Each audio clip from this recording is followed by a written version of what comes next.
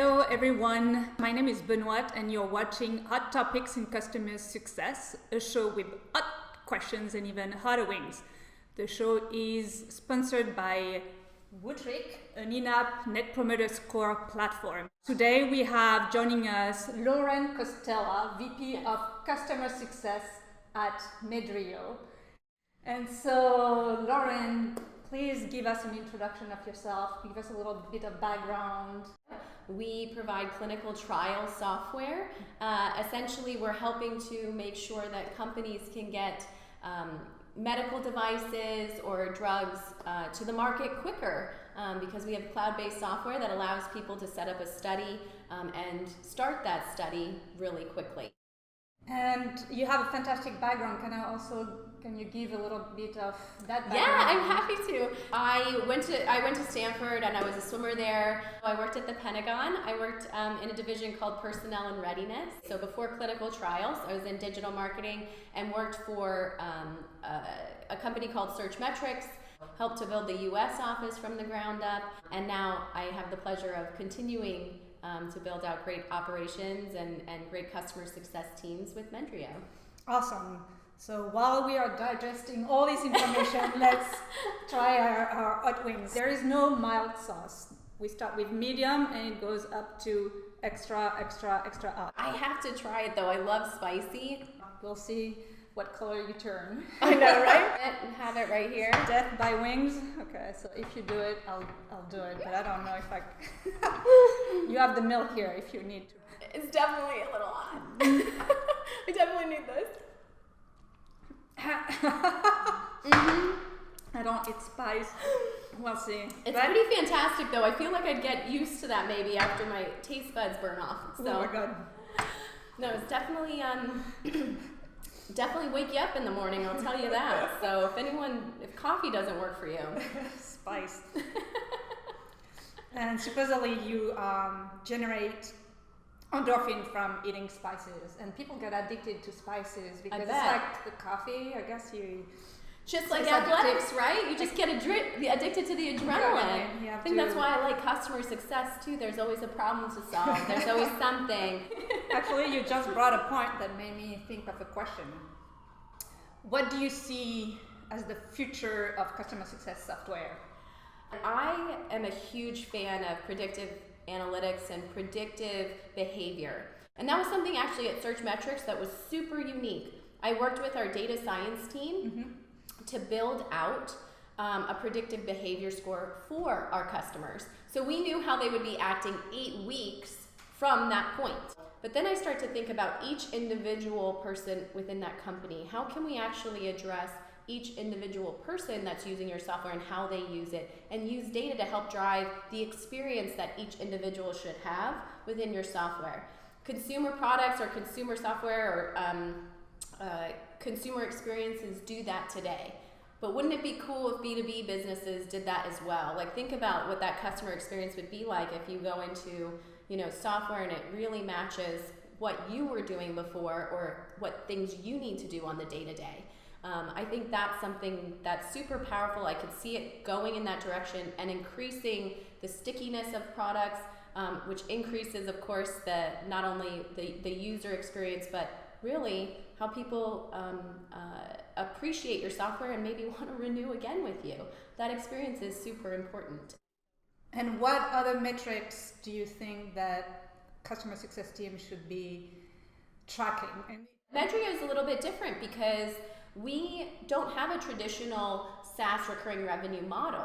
I mean, there are some customers who are on more of that recurring revenue basis, but essentially in the clinical trial space, people have a study, they run that study, it might be multiple years, so you do have this kind of recurring revenue, so to speak, but those studies are then done and either you have more studies or you don't.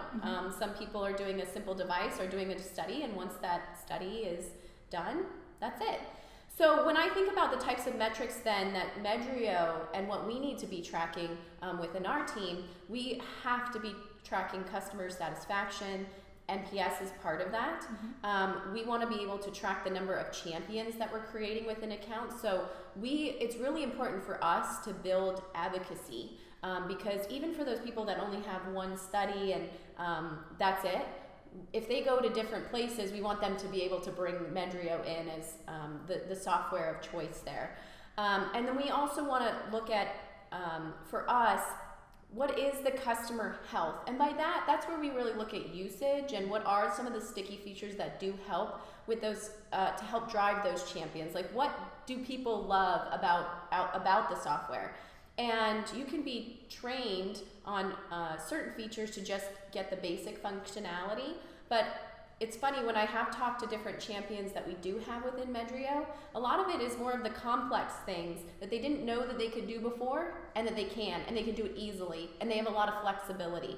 And I think that's where customer success managers and the whole customer success team can really drive that experience for those champions. And it's really important for us to make sure that we're driving towards that stickiness, because that's what people like, is understanding the product inside and out and understanding the flexibility. It makes them, it empowers them to be able to bring that conversation to either different departments or to bring it with them into other companies and make kind of the pitch for us, which is really awesome.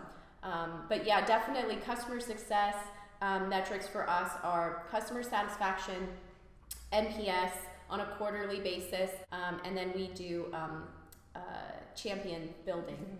Okay. Our audience is a lot of tech companies, SaaS companies that are growing and scaling their CS team. And would you have any advice on how to structure a customer success team? My biggest advice is to remember that customer success is not a division of a company. It really isn't. Customer success is an entire philosophy that the company takes on.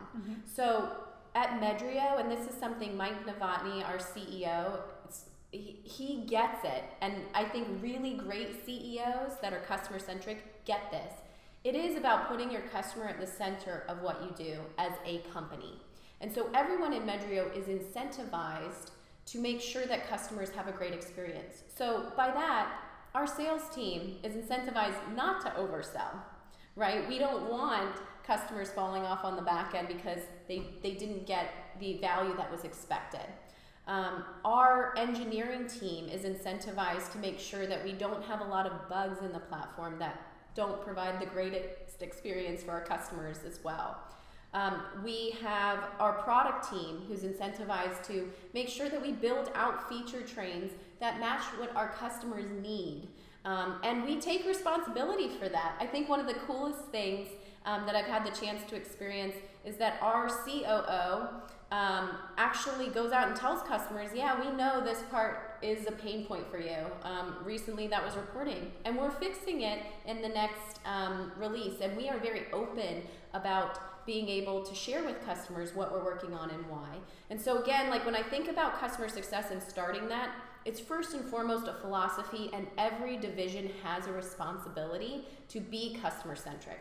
Within customer success, it's also identifying why people are maybe having a bad experience, why they're having a good experience, and then setting up the systems to continue to support the best experiences and to continue to drive towards that and to solve the problems that customers are facing. And so I think when you start to identify those, you build out the right structure. I mean, at Medrio, we have probably a pretty typical structure. We have a support team that's responsible for ticket blasting and making sure that we respond, so that's more reactive.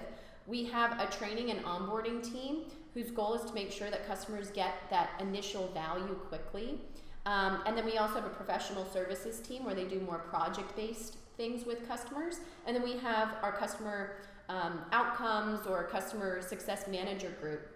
And they're managing customers more on the one-to-one basis and trying to make sure that those customers attain that value that we promise. And so that's something that had been in place, and we're going to continue to evolve over time, especially as we learn what works best for our customers. So it's all about listening to them and building the right structure to support, again, their success. Well, thank you so much, Lauren. It's tons of insight for customer success leaders that are watching us. So thank you again. And this was live from San Francisco, Hot Topics in Customer Success. Bye-bye. Bye. Thank you for having me.